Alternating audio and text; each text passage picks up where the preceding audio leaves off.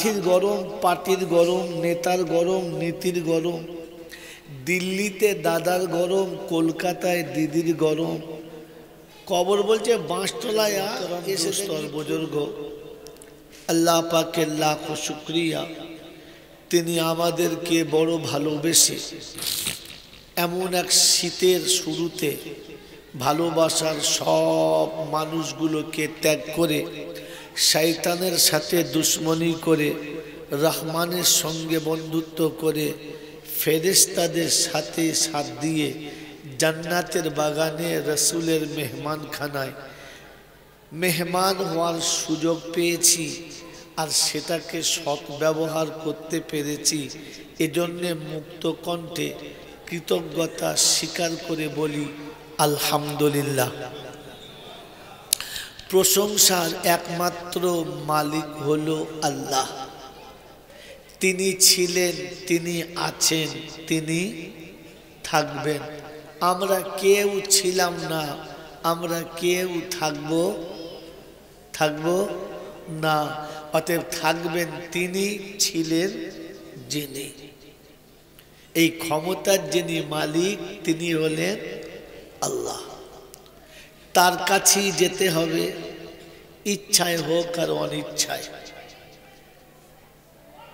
ইচ্ছায় হোক আর অনিচ্ছায়।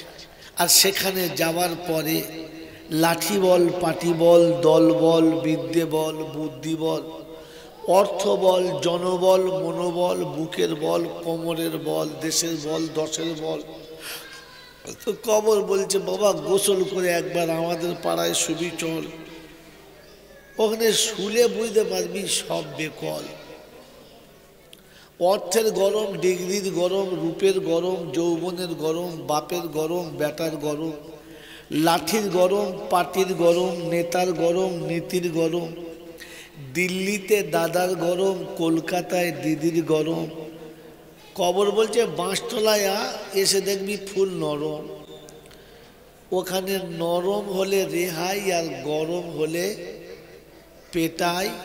রাস্তায় দুটো আর তিনটে নাই। এই ক্ষমতার যিনি একাই মালিক তিনি হলেন আল্লাহ। তার দরবারে কানা খোঁড়া দরবার কার? আল্লাহর। আর বাকি যত দরবার আছে, হুগলিতে, 24 পরগনাতে, মুর্শিদাবাদে, বীরভূমেতে যত দরবার আছে, এসব মানুষের বাঁশ দেওয়ার কারবার। দরবার শুধু আল্লাহ। দরবার কার? আল্লাহ। আর বাকি সব মানুষ ঠকানো, যদি বলে কারবার।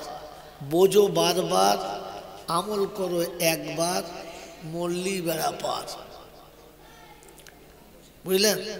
মেরে মোহতম দোস্তর বুজুর্গ, মাজারের ব্যবসা করে যারা, আল্লাহর সঙ্গে সম্পর্ক রাখে না তারা। আল্লাহর সঙ্গে সম্পর্ক যার ভালো না, সে মাজার ব্যবসা করে, সে অন্য কিছু করে না। কথা বুঝেছেন? আপনাদের এখানে জলসায় মোটামুটি আমি এশার আজানের আগে এসেছি। শরীর ভালো নয়, ওষুধ খেলাম। ছেলেগুলোকে বললাম বাবু একটু আদা থেঁতে চা করে দেওয়া, এক্ষুনি আনছি। সেই তখন বলেছি, এখনো আসে নাই। তারপরে এলো তো 1 গ্লাস। বললাম কি হলে বাবা এত দেরি কেন? বলছে দি আদা আনবো তবে তো। বললাম আশ্চর্য, এই তো বাজারে।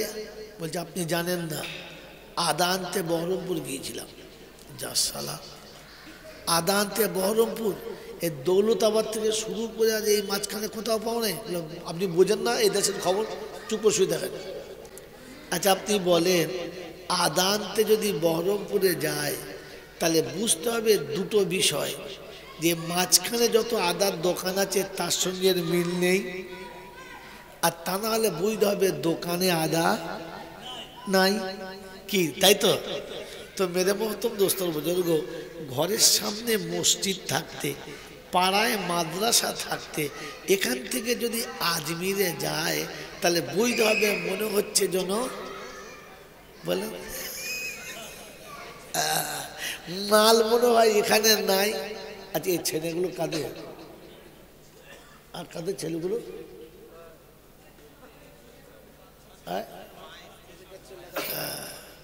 ছানাগুলো রেখে দিয়ে ওগুলো আবার কোনো কাজ করতে নাকি দেখুন, যা সর্বনাশ করতে। কি বুঝলেন? কথা বুঝেন না বুঝেন? এই দেখো, দেখছো কোম্পানির মাল। কি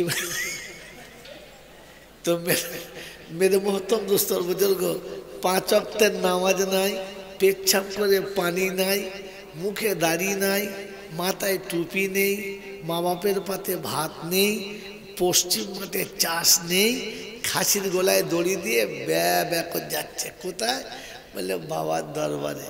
তাহলে বুঝতে হবে মসজিদে ওটা নাই কি।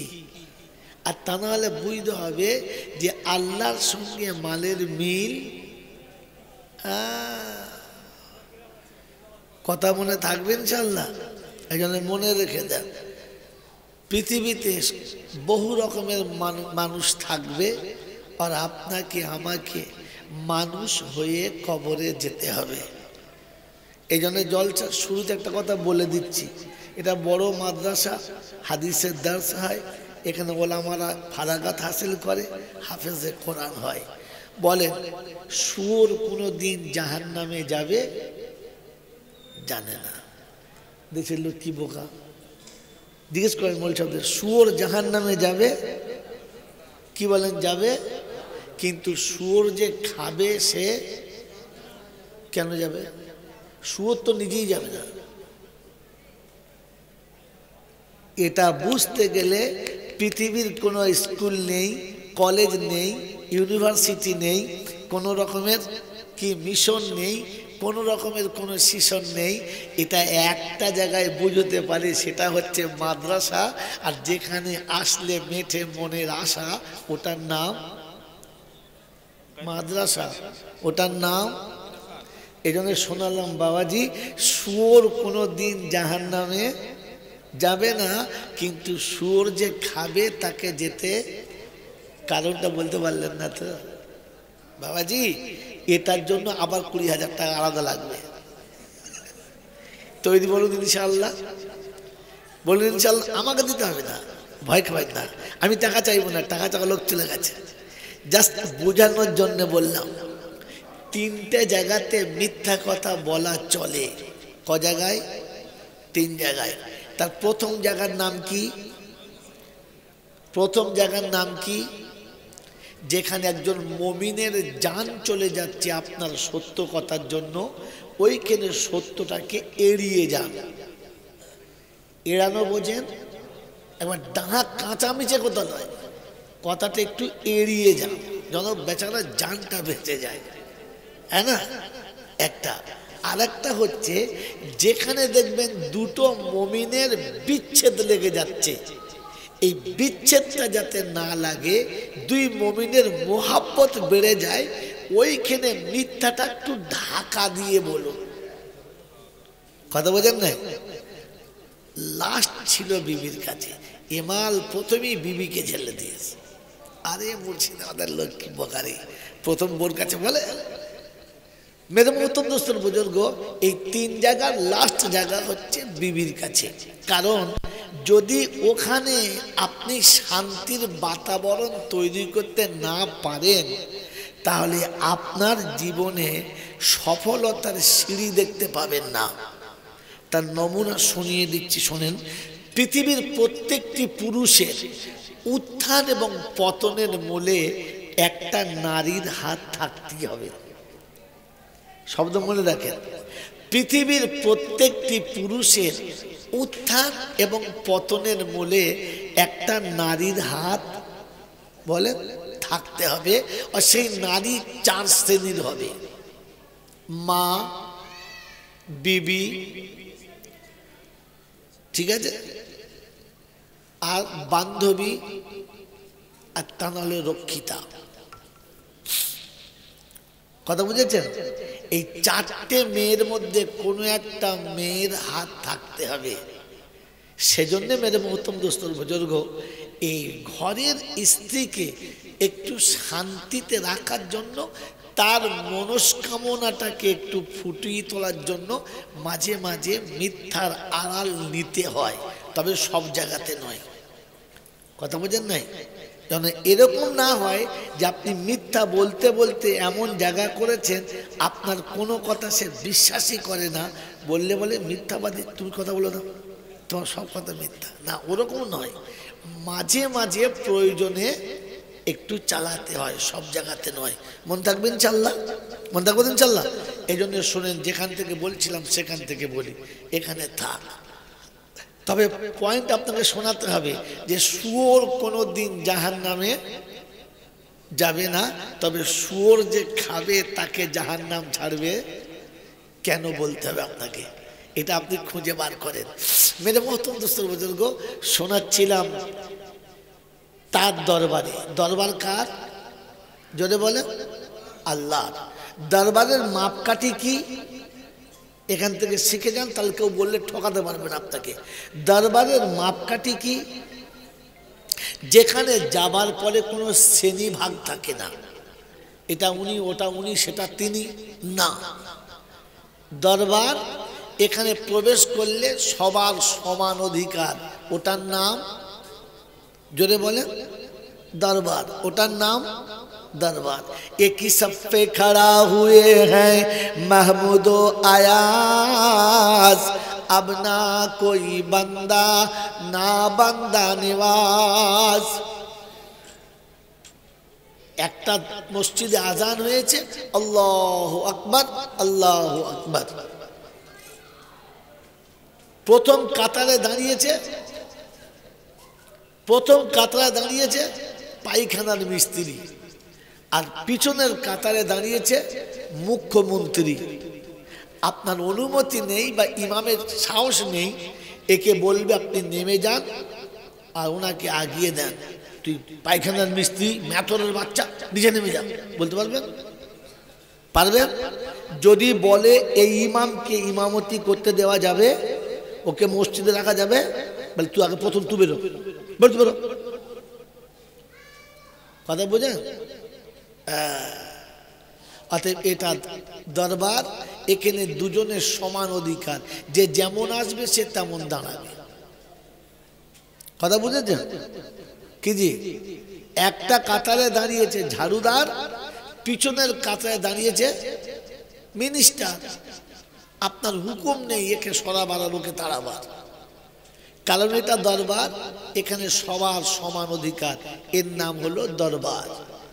পৃথিবীর যত মাজার সব জায়গায় দেখবেন কারবার।